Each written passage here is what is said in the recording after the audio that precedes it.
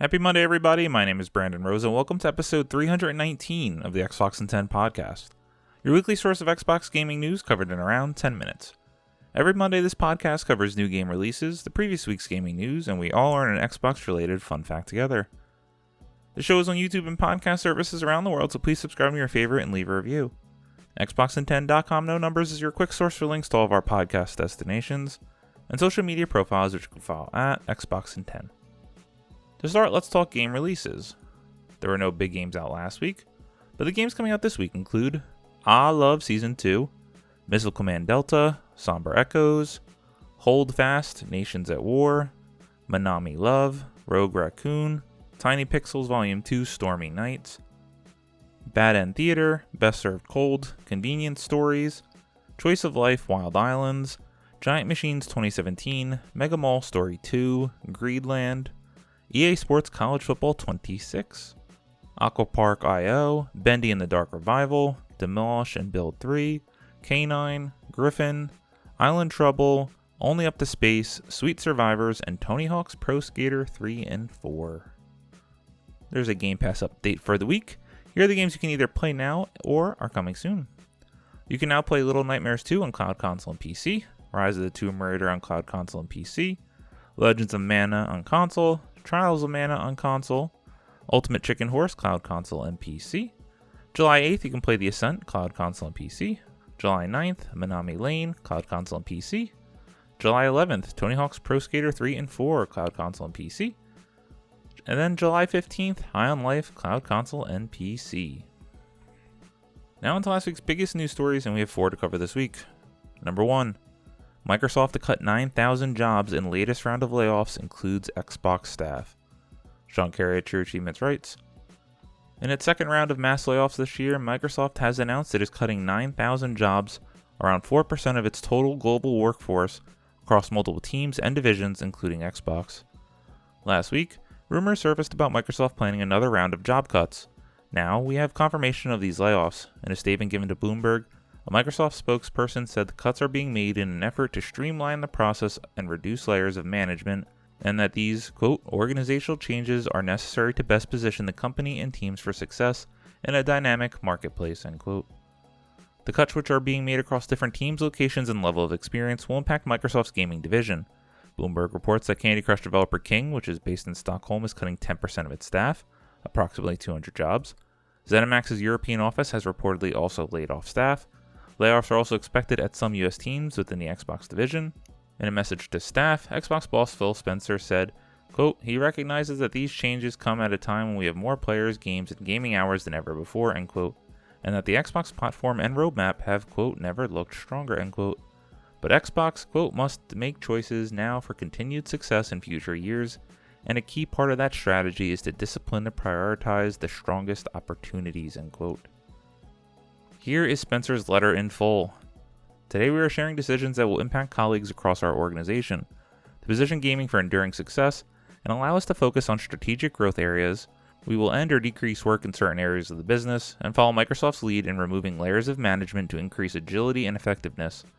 Out of respect for those impacted today, the specific of today's notifications and organizational shifts will be shared by your team leaders in the coming days.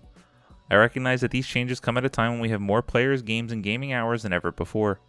Our platform, hardware, and game roadmap have never looked stronger. The success we are seeing currently is based on tough decisions we've made previously. We must now make choices for continued success in future years, and a key part of that strategy is the discipline to prioritize the strongest opportunities. We will protect what is thriving and concentrate effort on areas with the greatest potential, while delivering on the expectations the company has for our business.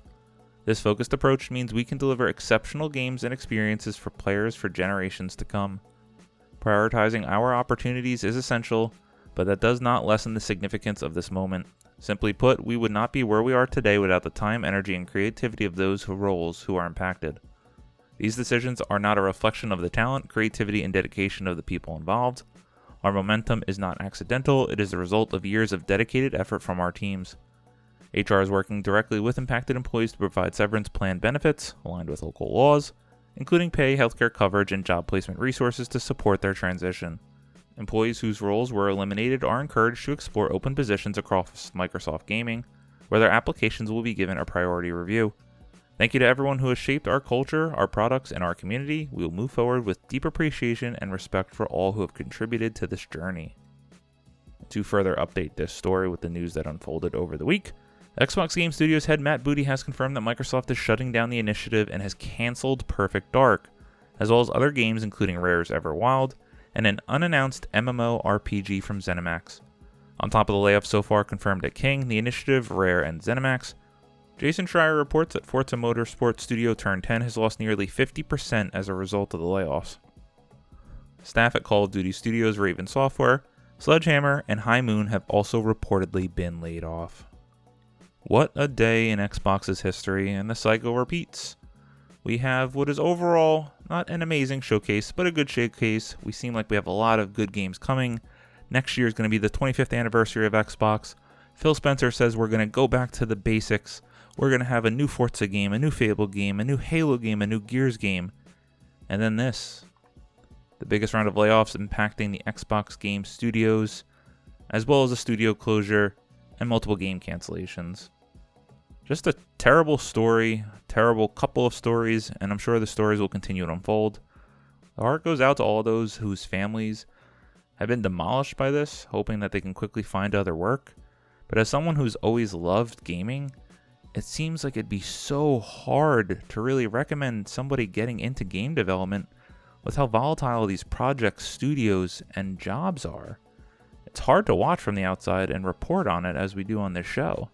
As for the closure and game cancellations, first, we're getting more reports that the unannounced MMORPG from ZeniMax, Phil Spencer absolutely loved it, and was some type of sci-fi Destiny-like. Phil Spencer loves it, and then it's canceled. Rare's Everwild. Phil Spencer came out in February, said he really liked the progress that Rare had with Everwild and was excited to see more. Then the initiative, Microsoft built from the ground up, quote-unquote, quadruple A studio that has been working on Perfect Dark for well over 5 years. And now it's canceled after it had an incredible showing last year, with some news stories coming out this week that it was fake, and some people who worked on the demo saying that's not quite true. I was so excited for that game. It looked awesome, and now we will never see it. Whereas Everwild, not as surprising as they had been working on the game for so long and we hadn't seen anything in a long time. Then the unannounced MMORPG, okay, we didn't know about that, but they had been working on that for a long time.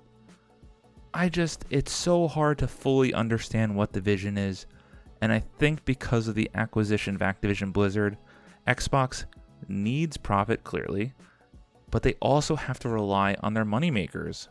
So now it does seem like ZeniMax Online is just going to make The Elder Scrolls Online and work on that. Rare is just going to work on Sea of Thieves, and they need to make safe bets, which is disappointing to see as it seemed like they had so much opportunity to experiment and work with these different studios to fuel Game Pass, but they need to make money, they need to make safe bets, and the hardware business is not what it once was back in the 360 days.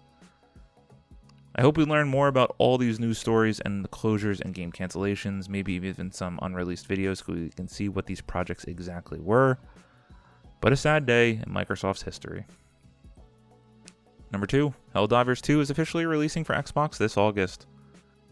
Fraser Gilbert at Pure Xbox writes, "Whoa, in an announcement we never thought we'd see, it's been officially confirmed that Helldivers 2 will be coming to Xbox Series X and S this August. Helldivers 2 has a release date of August 26th, 2025. The game's Xbox Store page confirms PlayStation is handling the publishing for this release, and observers have pointed out that Gears of War Reloaded is going to PS5 on the same day, so perhaps some kind of deal was struck. Whatever the case may be, you can now pre-order the game at a price of $39.99, or a bit more if you want the Super Citizen Edition. Better yet, Helldivers 2 will officially support crossplay between Xbox, PS5, and PC. This was shocking, surprising, and I can't believe PlayStation is handling the publishing for this release on Xbox. Maybe you've signed of things to come, but if you haven't checked out this game, I checked it out on PC with my friends, and I definitely wanted to play more, it just didn't have that pull to me. Regardless, the game is awesome. Give it a chance if you're interested. It's $39.99, and yes, they have already announced it's not coming to Day 1 Game Pass, but maybe some point in the future. Number 3, Outriders 2 is reportedly one of People Can Fly's canceled projects. Vicky Blake at IGN writes, "One of the projects recently cancelled by developer People Can Fly was Outriders 2, according to fresh reports. The Polish studio, best known for Outriders and Gears of War Judgment, confirmed even more jobs were at risk at the beginning of June when it cancelled 2 projects, Project Gemini and Project Bifrost. While a statement issued by CEO Sebastian Wojciechowski at the time did not specify which publishers were involved with the canceled projects, PCF's own website confirmed Gemini was partnered with Square Enix and Bifrost was a self-published project. The cancellation led to the restructuring of internal teams and followed the April cancellation of Project Dagger, an action-adventure game originally set to be co-developed and published with Take-Two Interactive, before it pulled out in September 2022. Now a report from ThumbWars corroborated by Insider Gaming claimed Project Gemini was indeed an Outriders sequel.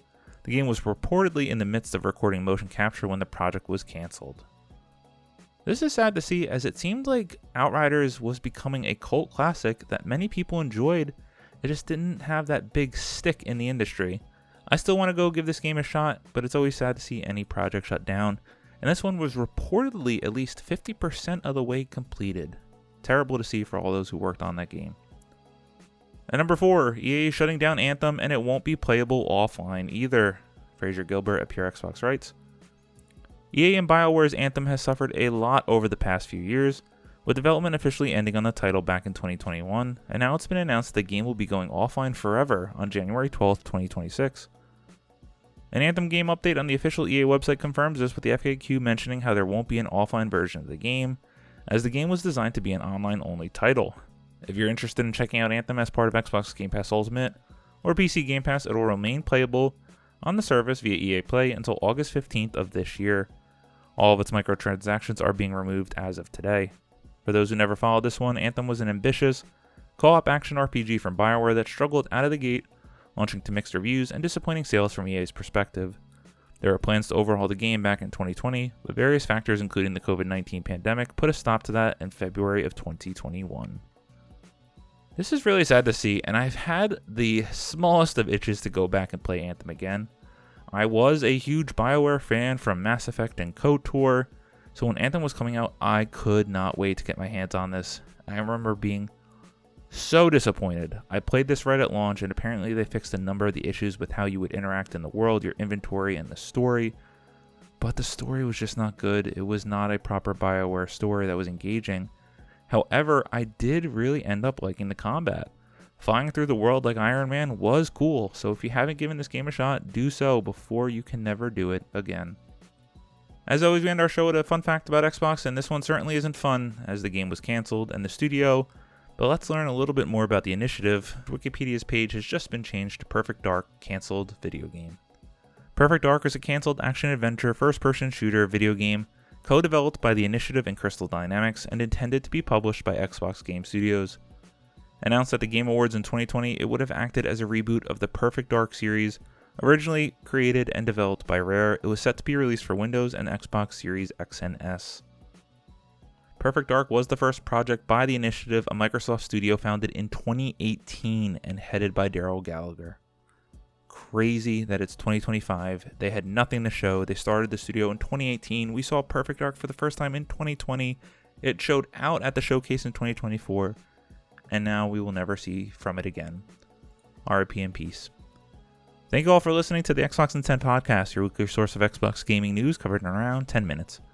If you like the show, please subscribe on your favorite podcast service, share it with your friends, leave a review, and follow on all social media at Xbox and 10. This past week progressed a little more in Cleric's Cure Expedition 33. Need to finish that so I can get to Death Stranding 2. And also hung out with the boys, the girls, played some Jackbox, played some Mario Kart, and had a great old time. My name is Brandon Rose. You can follow me on Xbox at Brosa93. Hope you all have a great week. Stay safe and keep on gaming.